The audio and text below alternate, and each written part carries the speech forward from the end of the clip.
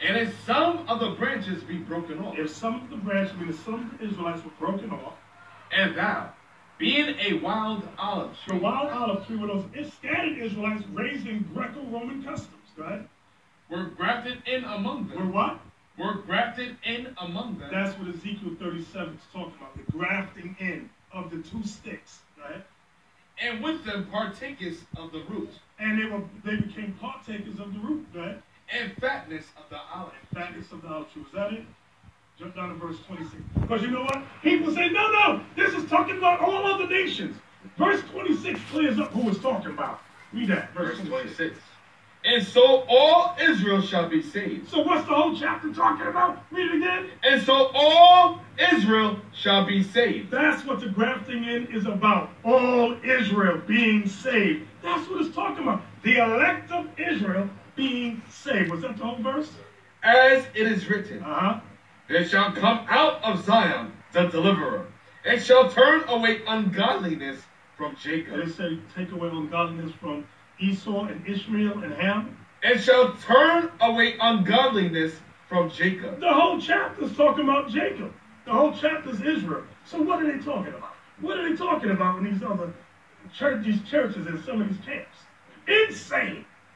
So now, is there something else y'all want to add to that? In the first one, we still on the first one. Time back, his captors, his owner was Esau. Mm-hmm. His girlfriend was Persian. Mm-hmm. It was a slave master. Right. Exactly. Now, I got to give me Zephaniah 2. I got to hit this one. The theme of all of the Planet of the Apes is unity. Unity. And this is a common theme throughout the Bible that most people don't understand. Read that. Zephaniah 2 verse 1. Gather yourselves together, yea, gather together, O nation not desired. We are a nation not desired. Caesar realized in the movie they were treated like animals. They were subhumans. 3/5 of a man. It's the same thought. So in the Bible it's saying, gather yourself together. Watch this. Listen to this for you skeptics. Back to this book, Planet of the Apes, as American myth, race, politics, and popular culture. Watch this. Listen to this. I'm on page 24 of this book. We're going to put it up. It says, white fear of racial apocalypse in the Americas can be traced back as far as the colonial period when the colonists felt themselves encircled by the dark, savage Indians. Now watch this. Wait a minute. Let me go to the next page. I'm jumping ahead. Wait a minute. Bear with me a second. Okay. I'm on page 31. It says, this first glimpse into the ape racial power structure is telling.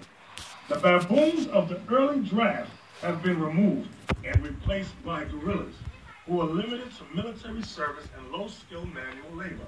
Their opportunities have been constrained in much the same way as those of African Americans. And like African Americans, they have been maneuvered into low-status service jobs. What you gonna say? What are you gonna say? So go ahead. So now you want to move on to the next one? No. The end of the last one, the end of the first one. The end is when he gets to the park, and then his master comes with the leash, and he says to him, you know, to Caesar, come home, Caesar, it's time to come home. And then he goes up to him, he stands up upright upon his feet, goes back to Revelation 11, and he says to his master, he goes, Caesar is home. He's among his own. This goes back to Zephaniah 2 and 1, being among your own people gathered together. When he stood up, all the other apes stood upright as men. And that part was the most captivating part of the movie. So they followed his example. Right. Great. Okay, so that was Rise. That was Rise of the Planet of the Apes. So then came Dawn. Okay, but we want to talk about the one today, right? Can you jump ahead? Was there something in Dawn that you want to talk about? He said, kept pursuing us. You still kept pursuing, white man kept pursuing us. Right, and you had Cobra, uncooperative Cobra, who was bitter. Cobra, his right-hand man at the time, he was in part 1. He's one that killed Jacob in part 1. Pushed the helicopter over. Right. Because he was done so wrongly by the humans that they were torturing him. He had that bitterness, right? He had that bitterness inside of him to the point where he turned against his own people. He was so bitter and enraged by the atrocities, which is understandable, the afflictions, but it begins to corrupt him, and he ended up becoming Caesar's opposition. And basically, the monkeys were divided because the Cobra caused a division between Caesar and Cobra, and that caused a division, which led to the division of the apes and the present one, war, the Planet of the Apes. So now we're in War of the Planet of the War, Apes. War of the Planet of the Apes. That's when it just came out. Okay, so hit it. What happened? War of the Planet of the Apes. Oh, wow. War of the Planet of the Apes was very good. It basically takes place, I believe, 15 years later. Yes. 15 years later, and the monkeys, well, Caesar and the rest of the monkeys are living in peace, peacefully. But in the beginning, it shows the humans hunting the monkeys as usual, and apes this side are aiding them. You have apes in the sunken place, aiding the humans in hunting their own kind. All right, and they had bywords and all kinds of donkey in the back of their on their backs, and you had the soldiers had a thing called monkey killer on the back of their helmets. Only good ape is the dead one. You know, they were also branded with Greek letters, Alpha and Omega. You know, and it's the same thing that happened to us in slavery. We were branded as well. Right. You know.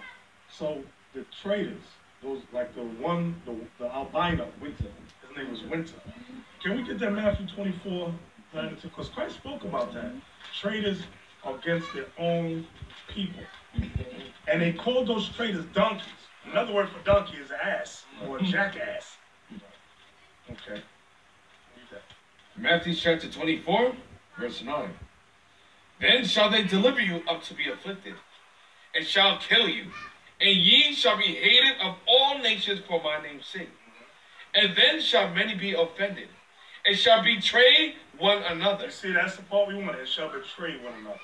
That's what they showed in the movie today. War of the Planet of the Apes. Betraying one another. You see, that was a common theme throughout the movie. He also was offended because remember, was it Cornelius? Him and another ape, they surveyed the land, so they found good land where they were going to move to. That was Blue Eyes, which was Caesar's son. Right. Blue Eyes. Oh, that's what it was. Yeah. And Cookie. And Winter said, let's go now. And they said, no, we can't go right now. He got offended. Right. And that's when he betrayed them. He betrayed. Right, he betrayed. So his fear caused him to betray his own people. That's it. In every, when we get to the Bible, in every period, there was always a coon or what you call a traitor. During the time of Moses, you had traitors. During the time of Mattathias, you had the Israelite brother that went on the altar and wanted to sacrifice in front of the Greeks. During Christ's time, you had Judas. And during this time, you're going to have traitors. You're going to have coons. Just like in the movie, Esau knew that. So that's why he put those guys in the movie. You know that. So now you said coons. There's a phrase called tycoon. You ever heard the word tycoon? What does it mean, tycoon? A person of wealth.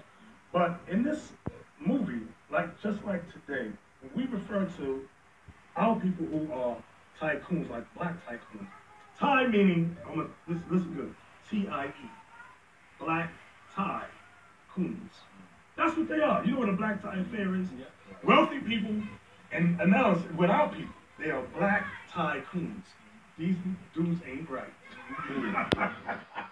I know that went over some of your heads what I said, but you're going to think about it. You'll be all right. You'll be all right.